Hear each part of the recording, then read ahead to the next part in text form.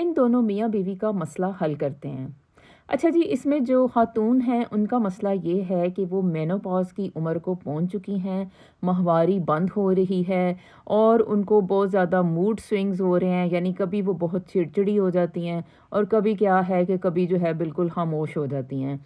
अच्छा जी, नींद उनकी ख़राब हुई हुई है और इसके अलावा जो है इनको जो है हॉट फ्लैशेस होते रहते हैं, यानी कभी जो है वो एकदम से बहुत ज़्यादा गर्मी लगना शुरू हो जाती है जिसकी कोई वजह समझ नहीं आती।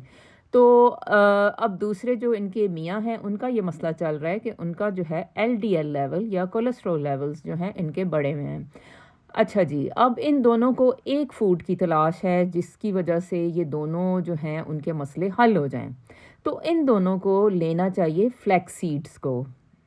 फ्लैक्स सीड्स जो हैं ये किसी भी इंसान के ज़ाहिर है कि भई उसके एक तो दिमाग की हेल्थ के लिए बहुत बेहतरीन फूड है। इसके अलावा आपके जो ब्लड कोलेस्ट्रॉल लेवल्स हैं उनको नॉर्मल करता है।